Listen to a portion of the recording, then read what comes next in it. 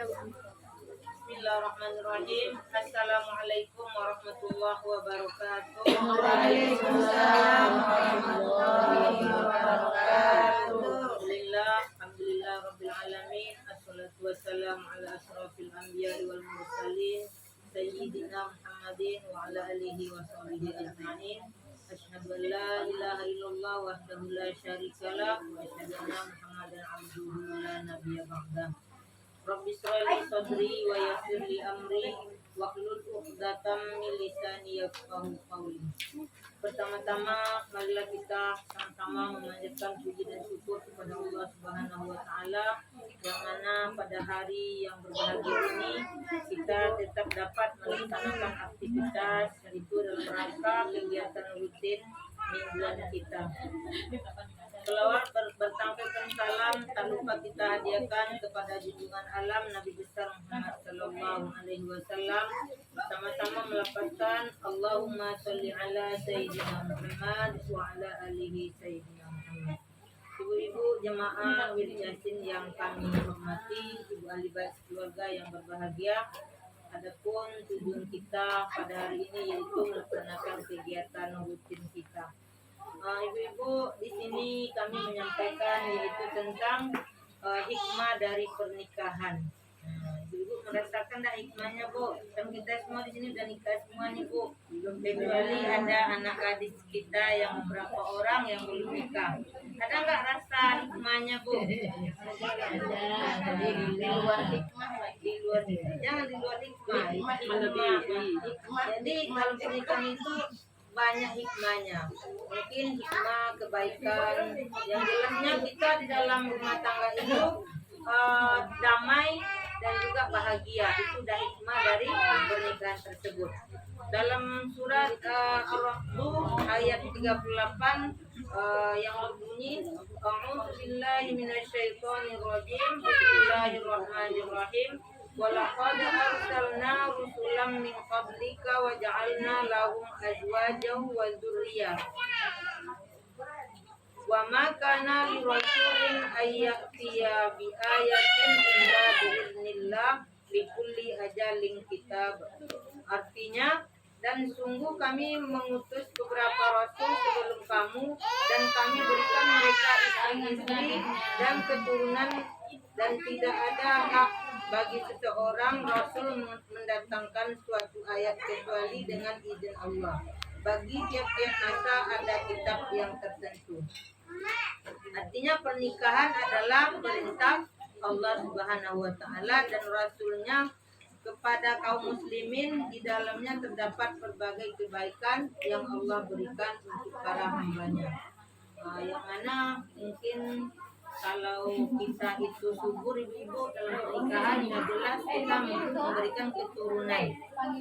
Bagi orang-orang yang tidak subur, ya mungkin lain lagi hikmahnya. Yang penting dalam pernikahan itu ada kebahagiaan, kedamaian, dan juga bisa memuaskan, istilahnya memberikan kesehatan bagi pasangan kita. Jadi dalam rumah tangga itu, Bu, banyak kebahagiaannya. Bukan saja kita untuk melampiaskan hawa nafsu saja, tapi bagi bapak-bapak kita kalau punya istri itu akan sehat karena istrinya memberikan nafkah yang sesuai kebutuhannya. Jadi itu udah salah satu hikmah dalam pernikahan kita. Sebagaimana yang disebut Al-Quran bahwa tujuan manusia diciptakan adalah untuk beribadah kepadanya dan sebagai khalifah di bumi. Kedua misi ibu bapak itu dapat dilakukan dengan sarana pernikahan yang sesuai dengan syariatnya. Jadi pernikahan itu, Bu, ibadah. Jadi kalau ibu-ibu yang sudah menikah, alhamdulillah sudah melakukan ibadah daripada Allah Subhanahu wa taala. Jadi ibadah itu bukan kita sholat, puasa, membayar zakat saja, Bu. Tapi menikah itu adalah suatu ibadah kalau kita menjalaninya dengan sebaik-baiknya. Jadi pernikahan tidak hanya melampiaskan kebutuhan biologis semata.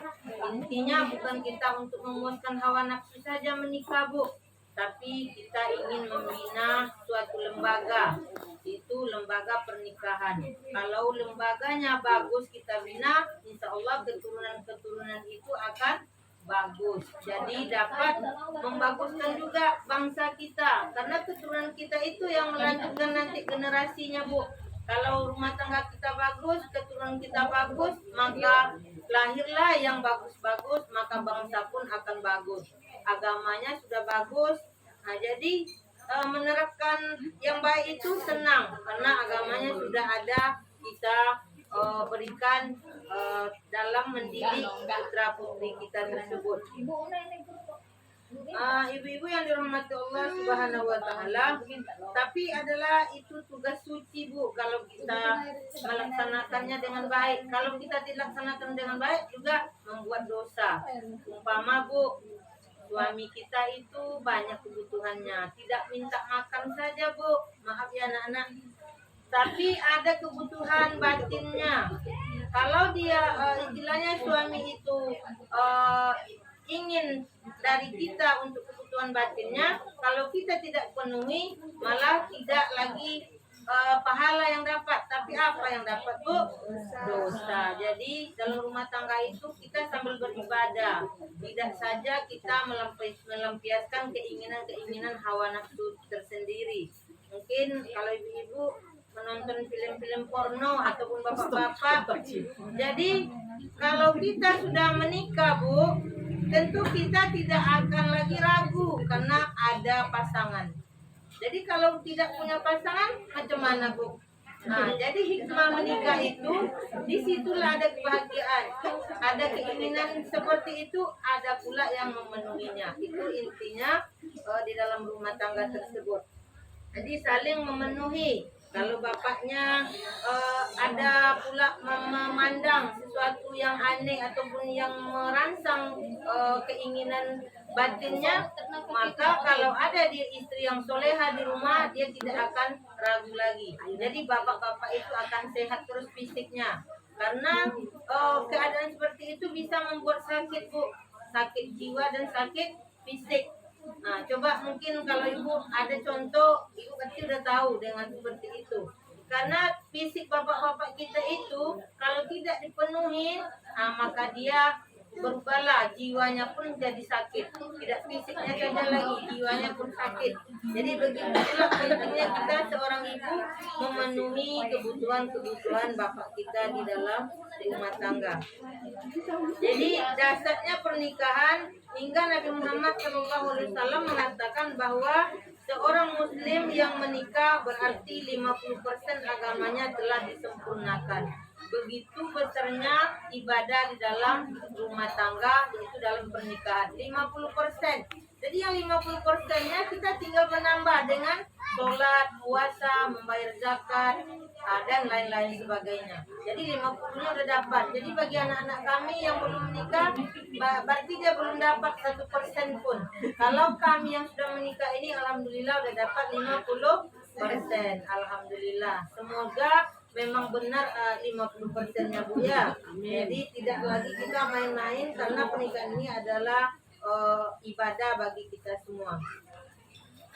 Dalam Quran surat Ar-Rum ayat 21 berbunyi, A'udzubillahi minasyaitonirrajim, bismillahirrahmanirrahim, wa min ayatihi an khalaqalakum min anfusikum azwaja ilaiha wa ja'ala bainakum mawaddatan wa rahmah.